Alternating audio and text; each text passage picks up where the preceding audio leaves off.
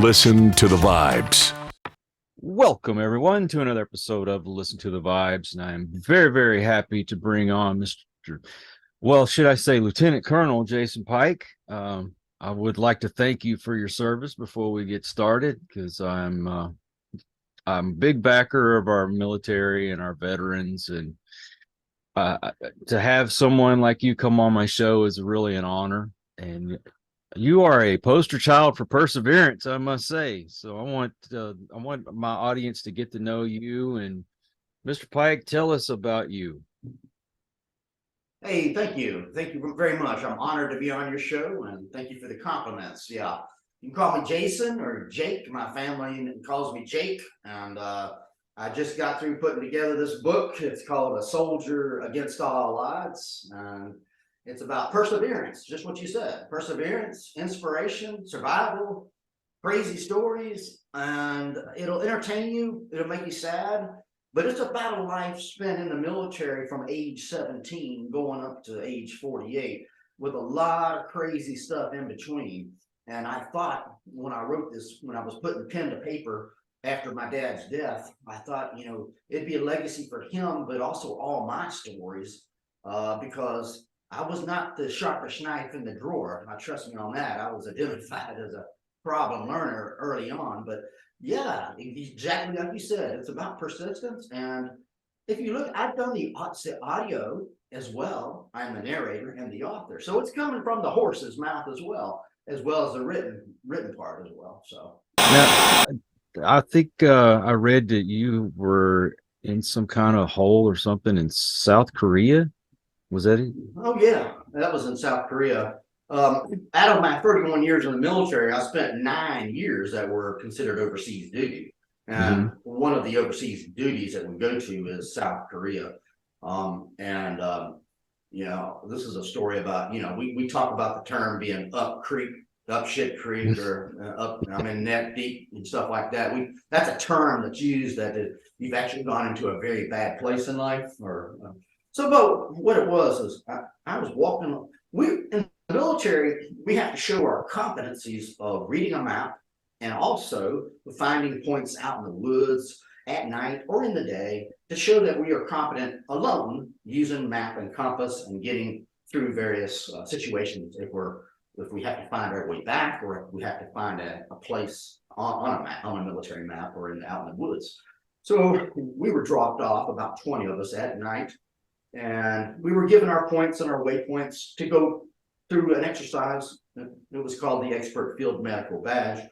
But I was walking along this rice paddy at night, and they were all, and I knew the cesspool was there on my left side. I could smell it. We knew that they told us if you fall into one of these damn things, you're going to be medevacked out. So they don't want you to, because you can get contaminated medical hepatitis, type, whatever, all kinds of stuff. So I was walking along. Well, it was slippery. It was at night, and I slipped into a cesspool, and I went in neck deep. I was in there. I thought I was going to drown because I had equipment on, and it was pulling me under the cesspool. And I was just like, it was like a quicksand type of material. And so I thought at that time, oh God, my gag reflex was going. So I'm going to go down. I'm going to go under. And then I'm thinking, Pike dies in poop. That's going to be the headline. And so I'm thinking, I never had a wife, never had children. I says, I'm only in my late 20s. I haven't really experienced a lot of things that I want to. I says, I can't die like this. And those thoughts were going through my mind. And as I was, just trying to, I didn't know how to get out. So what I did was a very slow caterpillar movement at an angle, like a 45-degree angle. Then I got on top of it, and then I low crawled out. When I low crawled out of that cesspool, I was just a mob of shit. It done stuck all over me. And so what I did is I started, to get the bulk of it off, I started rolling around like a dog in the rice stubble, and I got some bulk material off, but a lot of the liquid feces of shit that had permeated through everything. And so I laid on my back for a while, looked up at the stars, and I said, oh God, why do you put me in this shit? I said, and I was like, well, and then time when I was lying and looking up at the stars, I I started thinking of another problem I'm going to have.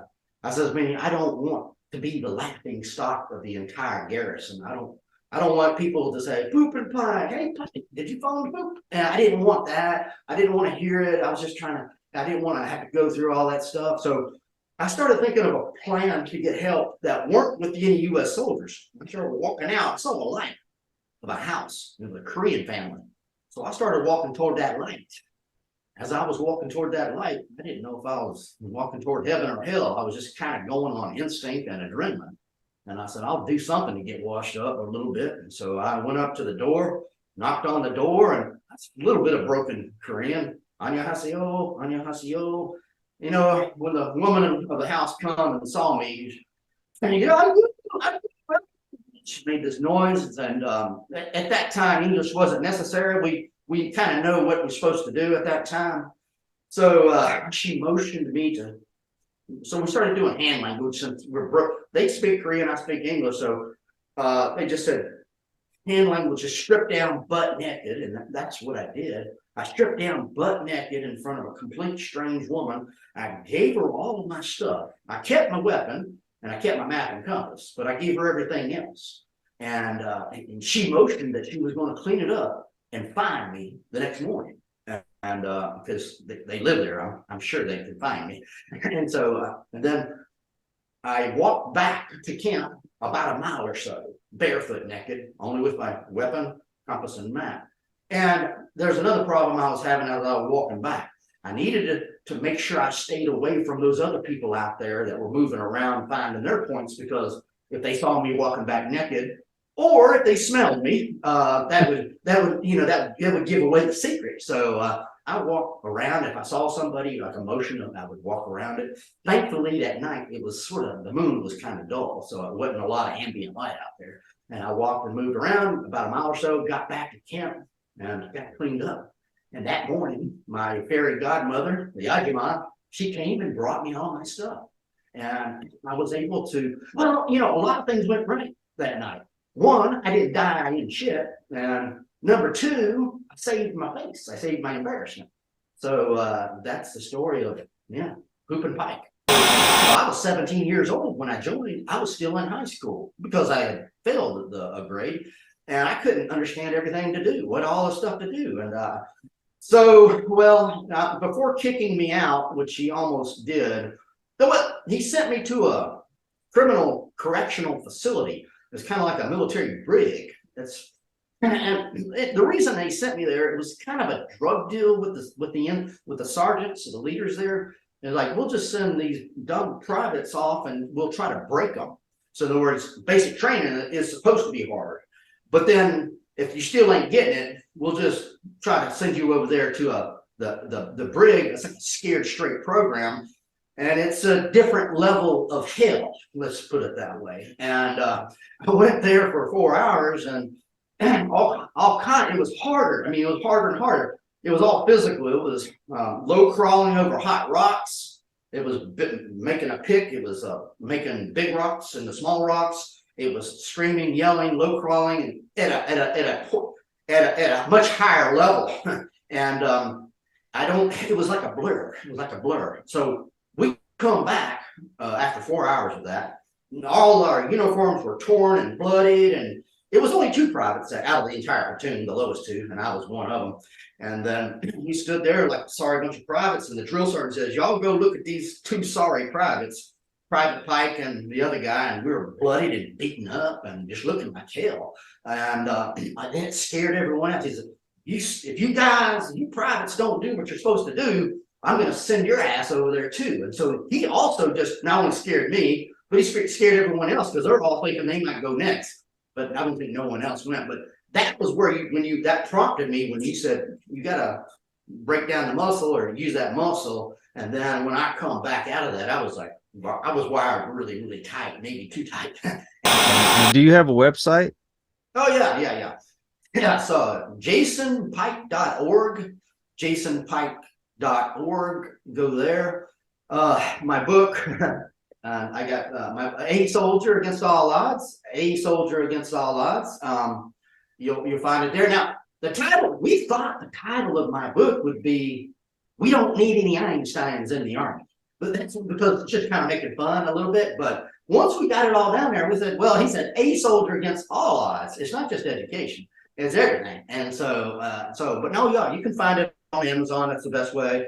Type it in there. You can type Jason Pike in there and you'll find it. So, but yeah, that's kind of, and audio. If you don't like to read, go to the audio. And yeah, you do. A lot of people like audio. And what about social media?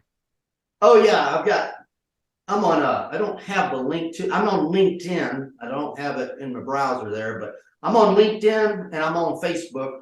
Matter of fact, I've got a Facebook account that's just dedicated to this book. And don't have, you probably have to type Jason Pike in your Facebook and look for me there. Mm-hmm.